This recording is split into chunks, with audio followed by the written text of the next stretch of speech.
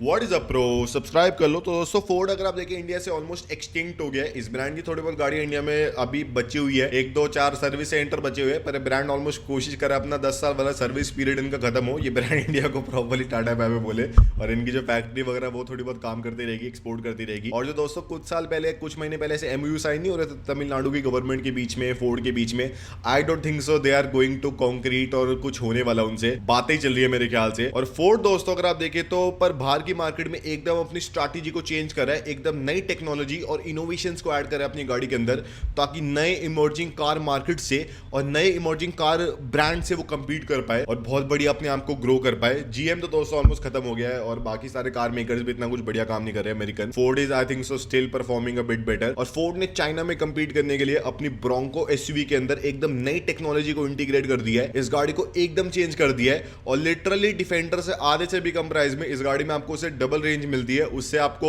Almost same looks मिलती है वैसे तो, और आपको बढ़िया दोस्तों ऑफ रोडिंग मिलती है। और चाइनीज लोग दोस्तों एकदम बढ़िया खुश होने वाले इस गाड़ी के साथ। इस गाड़ी के बारे में आपको बताता हूं कि क्यों ये फोर्ड की सबसे हाईटेक गाड़ी है ड्राइव ट्रेन वाइज आज तक की। और इंडिया में अगर एवली ड्राइव ट्रेन इस्तेमाल हो जाए, ये गाड़ी तो दोस्तों लॉन्च पता नहीं होगी या नहीं, पर ड्राइव ट्रेन इस्तेमाल हो जाए तो बहुत ही बढ़िया मजे आएंगे। Indians would love this 1200-1500 kilometre range SUV.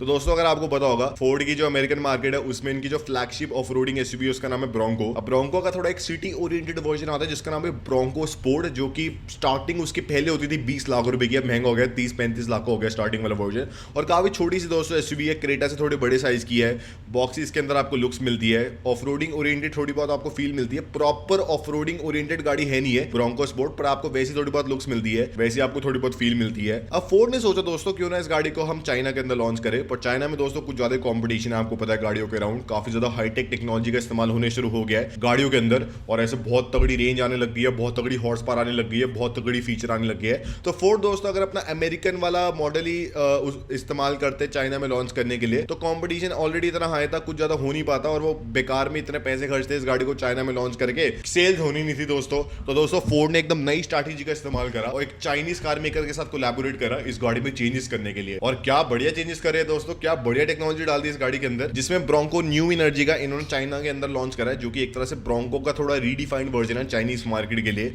जिसमें गाड़ी की लेंथ को अराउंड 20 सेंटीमीटर से इंक्रीज कर दिया और इस गाड़ी की लेंथ 5 मीटर से ऊपर की है। विड्थ और हाइट आपको ऑलमोस्ट सेम मिलती है, पर आपको व्हील बेस काफी बड़ा मिलता है, पहले से 3 मीटर का इस गाड़ी का व्हील बेस है, ताकि प्रॉपर्ली 3 रो ऑफ सीट्स को अकोमोडेट कर पाए और ताकि जो इसकी बड़ी वाली बैटरी है उसको भी अकोमोडेट कर पाए। अब दोस्तों अगर आप देखें इसके लुक्स में, तो आपको लुक्स काफी तगड़ी मिलती है, जो कि एक तरह से ब्रोंको और ब्रोंको स्पोर्ट का मिक्सचर है, काफी अच्छा लग रहा है दोस्तों।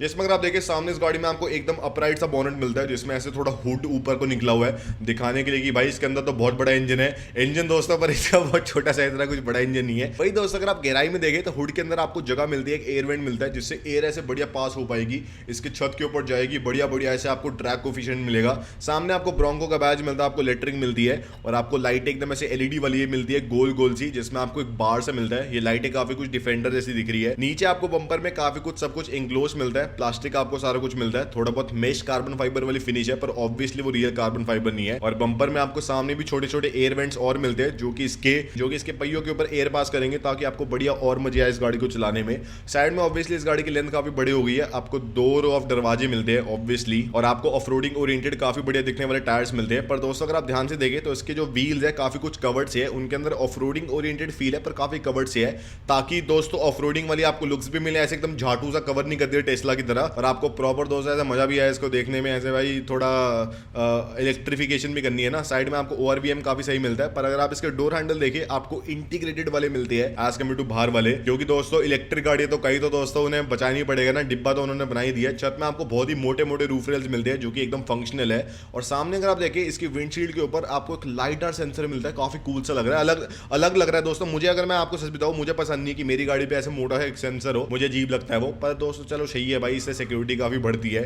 और पीछे दोस्तों अगर आप देखें तो पीछे काफी बढ़िया लुक्स है इस गाड़ी की, ऑब्वियसली डिब्बे वाली, जिसमें आपको वर्टिकल वाली टेल लाइट्स मिलती है, एकदम छोटे छोटे आपको पीछे का क्वार्टर ग्लास मिलता है, और पीछे की डिक्की का कांच मिलता है। पीछे आपको जो स्टेपनी है मोटी सी मिलती है, जिसमें ब्रोंको न्यू एनर्जी व्हीकल का बैज है, फोर्ड का आपको बैज मिलता है, साइड वर्ड खुलने वाली आपको डिक्की मिलती है, और नीचे आपको मोटा सा प्लास्टिक का बम्पर मिलता है, जिसमें थोड़ी बहुत क्लैडिंग है। तो लुक्स अगर आप देखें मोर और लेस ऑलमोस्ट सेम ही है, अगर आप ब्रोंको स्पोर्ट और ब्रोंको से कंपेयर करें, थोड़े बहुत इधर उधर डिफरेंस है, पर वैसे कोई भी बंदा देख के बता सकता है कि ये ब्रोंको है, कोई और गाड़ी नहीं है। पर दोस्तों जो रियल अपग्रेड करा है फोर्ड ने इस गाड़ी में, वो इसकी टेक्नोलॉजी के अंदर करा है, स्पेसिफिकली चाइनीज मार्केट के अंदर, और रियली में काफी बढ़िया टेक्नोलॉजिकल अपग्रेड करा है, जिसमें सबसे पहले इसके अंदर 30 different high precision lidar plus camera sensors को लगाए, ताकि इस गाड़ी को आप बढ़िया भाई ऐसे सिटी के अंदर चला सकते हैं। ये गाड़ी ऑलमोस्ट अपने आप चल जाएगी, अपने आप ब्रेक मार लेगी, टर्न्स वगैरह भी अपने आप ले लेगी, और लाइडर होने की वजह से इसकी थोड़ी एक्यूरेसी भी इंक्रीज होती है। अब टेस्ला वाले लोग कहते हैं कि दोस्तों लाइडर इतना कुछ काम करनी है, photo sensing technology is much better. I also agree with them कि लाइडर हाँ वो ऐसे बढ़िया डेप्थ सेंसिंग वगैरह कर लेता है, but end of the day I think so the real progress will be made with the photo sensing technology, I think so. और लाइडर अगर साथ में लगा तो और बढ़िया हो जाएगा दोस्तों। और साथ ही में फोर्ड ने इसके अंदर एक ऑटो ऑफ रोडिंग मैप वाला सिस्टम डाला है, जिसमें चाइना के अराउंड ऐसे 20 जगह को उन्होंने ढूंढ लिया है,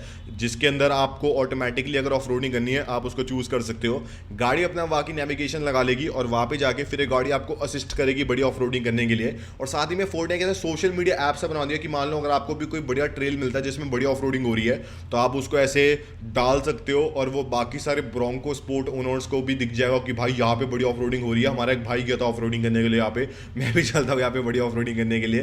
तो इससे दोस्तों थोड़ी कम्युनिटी वाली फीलिंग आ रही है कि सारे जो off roading oriented Bronco owners है उनके बीच में कम्युनिटी बन जाएगी। साथ ही में दोस्तों पर और अपग्रेड करा है इस गाड़ी के पावर ट्रेन के अंदर, जिसमें इस गाड़ी में फोर्ड ने 2 डिफरेंट पावर ट्रेन ऑप्शंस को लॉन्च करा है, एक फुली इलेक्ट्रिक वाला है और एक रेंज एक्सटेंडर वाला है। फुली इलेक्ट्रिक वाले पावर ट्रेन ऑप्शन के अंदर आपको स्टैंडर्ड ऑल व्हील ड्राइव मिलता है, जिसमें सामने वाले एक्सल के अंदर आपको 177 हॉर्स पावर की मोटर मिलती है, पीछे वाले एक्सल में आपको 275 हॉर्स पावर की मोटर मिलती है, कंबाइन करके सिर्फ 311 हॉर्स पावर होती है। ये दोस्तों मुझे बहुत ही बेकार लगता है कि अलग अलग अगर आप देखें तो 550 हॉर्स पावर बन रही है, 450, अगर कंबाइन कर दिया 311 हॉर्स पावर बन रही है, ये तो दिक्कत वाली बात है। और इसके अंदर आपको साथ में 105 किलोवाट आवर की LFP lithium ion phosphate battery मिलती है, टेक्निकली ब्लेड बैटरी है BYD वाली, और BYD से ही ले रखी है, जिससे फोर्ड कह रहे हैं आपको 650 किलोमीटर की रेंज मिलेगी और आपको बढ़िया दोस्तों मजे आएंगे इस गाड़ी को चलाने में। पर दोस्तों ये इस गाड़ी का रियल इनोवेटिव पार्ट नहीं है। रियल इनोवेटिव पार्ट है इसका रेंज एक्सटेंडर वाला वर्जन, जिसमें दोस्तों फोर्ड ने क्या करा है, सामने वाले एक्सल के अंदर आपको सेम मिलती है 177 हॉर्स पावर की मोटर, पीछे वाले एक्सल में आपको 245 हॉर्स पावर की मोटर मिलती है।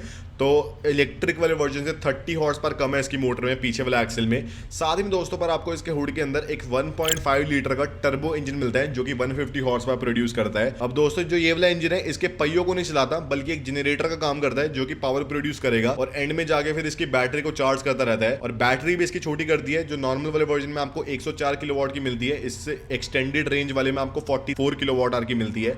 जिस सबको दोस्तों अगर आप कंबाइन करें तो सिर्फ इसकी बैटरी में आपको 220 किलोमीटर की रेंज मिलती है, जो कि इतनी कुछ खास नहीं है। पर क्योंकि इसका इंजन जो है वो ऐसे पावर जनरेट करके इसकी बैटरी को चार्ज करता रहता है, तो कंबाइन सब करके आपको 1220 किलोमीटर की रेंज मिलती है, जो कि दोस्तों बहुत ही बढ़िया है। 1200 किलोमीटर की रेंज एक सिंगल बारी चार्ज करने में दोस्तों बहुत ही दोस्तों मजे आएंगे। और इसका वजन भी दोस्तों ऑलमोस्ट 100 किलो कम है एज कम्पेयर टू पूरा जो इलेक्ट्रिक वाला वर्जन है। तो टेक्निकली आपको रेंज ज्यादा मिल रही है, आपको पावर थोड़ी सी कम मिल रही है टेक्निकली, पर आपको दोस्तों वेट भी कम मिल रहा है, एफिशिएंसी आपको ज्यादा मिल रही है, और ऑब्वियसली इसका प्राइस भी थोड़ा ज्यादा होगा। और मेरे ख्याल से दोस्तों इंडिया में अगर कार मेकर्स को हाइब्रिड गाड़ी लॉन्च करनी है, मेरे ख्याल से हाइब्रिड ना लॉन्च करके उनको ये वाली एक्सटेंडेड रेंज वाली हाइब्रिड्स को लॉन्च करना चाहिए, जिसमें स्टैंडर्ड गाड़ी इलेक्ट्रिक व्हीकल के तौर पे चलते रहेगी।